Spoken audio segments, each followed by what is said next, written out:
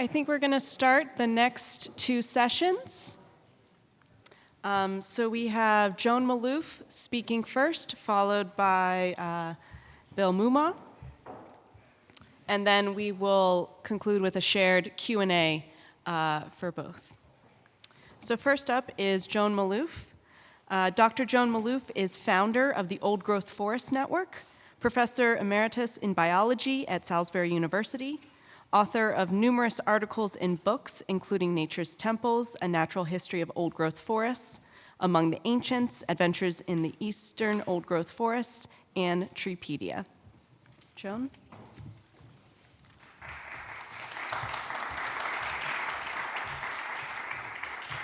Thank you, Kayla. And it's so hard to decide, right, what talk to go to. So thank you for coming here.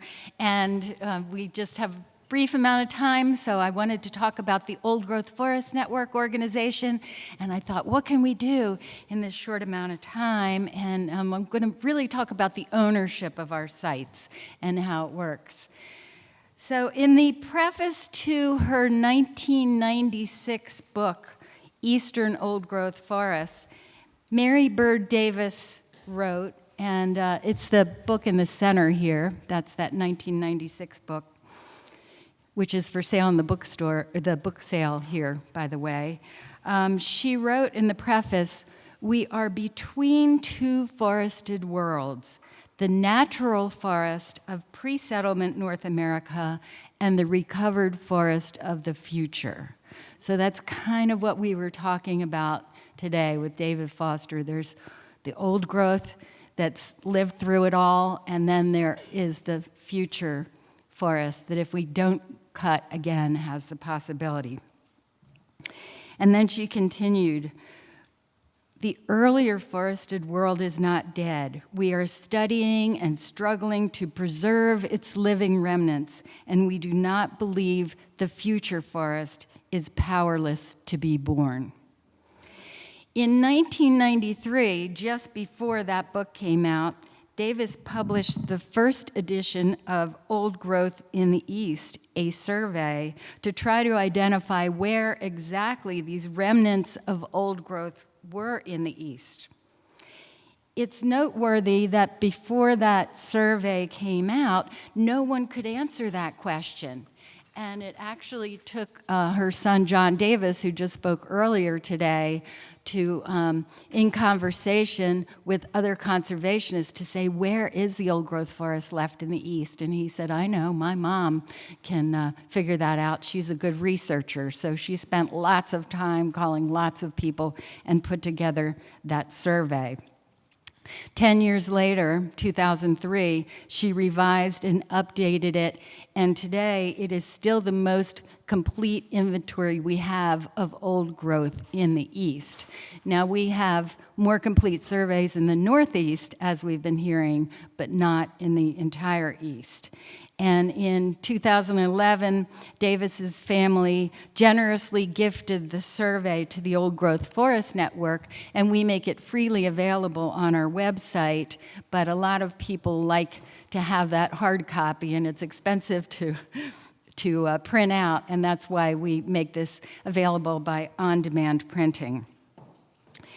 And it has not been updated since 2003, but I would love to see this as a living document to keep it updated. So if that's your cause, if you feel called to do that, please talk to me, and it would be wonderful to keep that going. I used Davis's survey as one of my sources for finding Eastern Old Growth Forests to visit for my own book, Among the Ancients, where I was visiting one old growth forest in each of the 26 eastern states. Right? So I had this idea, I'll go to one old growth forest and write about what it's like, write about what's happening with old growth, what I find there, but where are these places? So I used that survey and I visited these forests, and on those journeys, I was actually struck by the notion that we only have 1% left in the East of this original forest, and who is making sure that we're not losing that 1%. And I know that there are groups like Sierra Club and the Nature Conservancy that cared about it, but on a nationwide scale, I couldn't think of one group that was taking this on.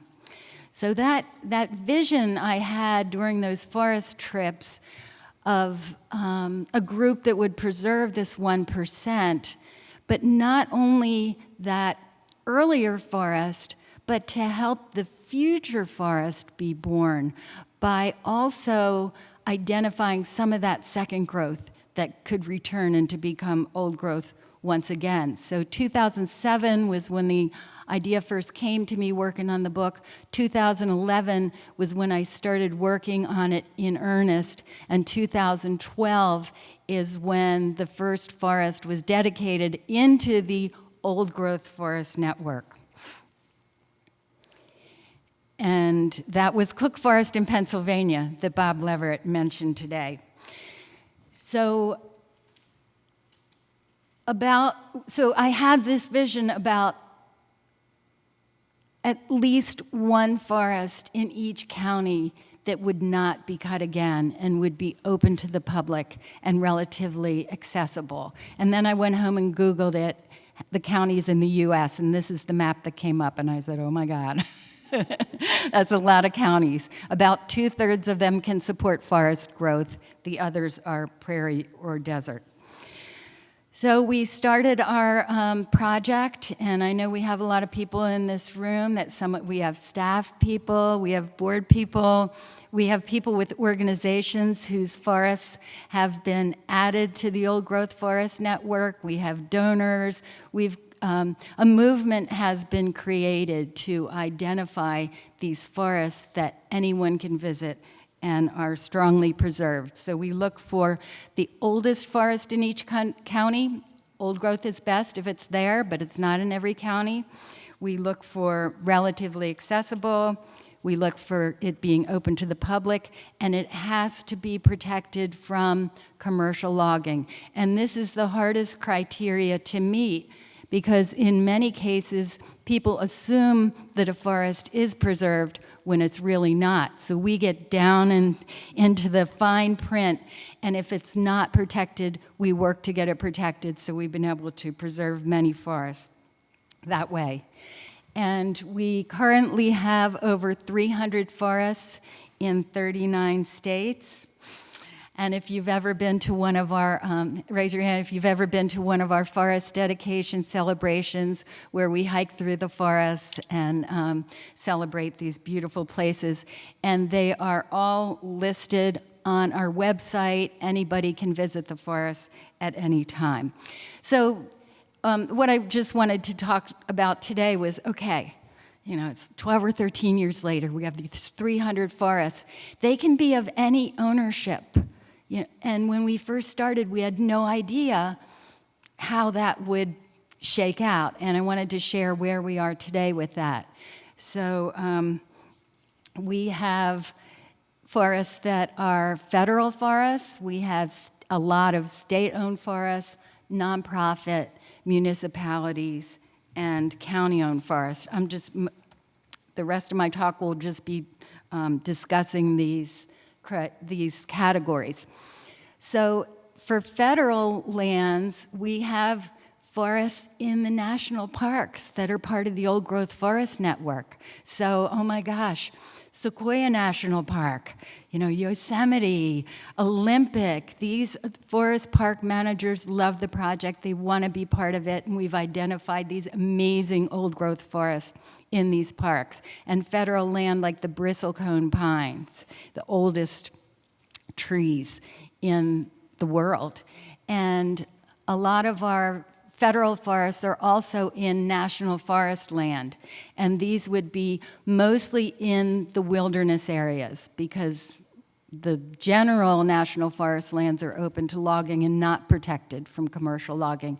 So some of them are wilderness, some are scenic areas, some are special botanical areas and categories that would protect them. Now, as far as the forests in the state our largest category, most of these are in the natural areas. So the natural areas in the states are very important.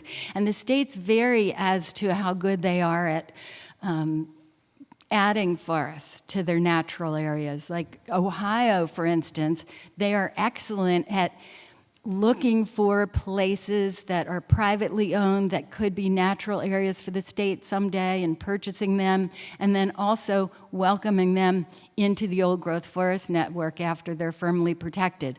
By contrast, Maryland, we didn't have any state natural areas until 2 years ago. So there's a wide variety. So if you want to get active in preserving more old growth in your state, maybe suggest places for natural areas. And then the state parks is another category.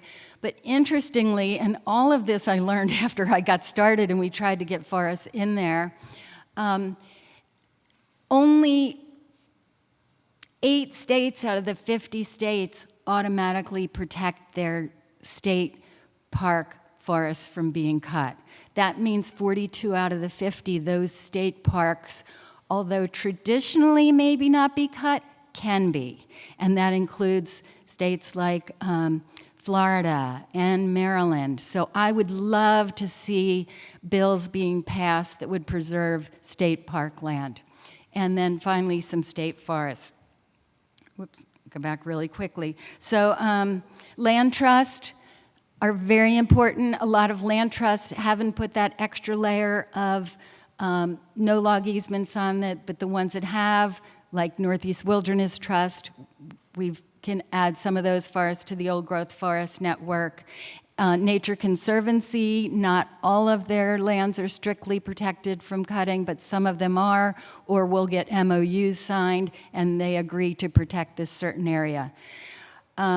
Other nonprofits, also counties, other nonprofits like churches, camps, universities are an important category. Now, as far as counties and towns, I kind of skipped over them.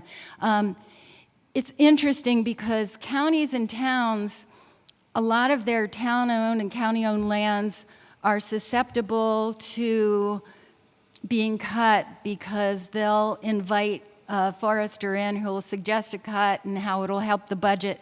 And so those forests are very vulnerable to the cut. But also, if you get a sympathetic county council or town council, they can also very easily vote to put a conservation easement on the land to permanently protect it or change it. So these in the network represent the counties and towns that have firmly protected their lands.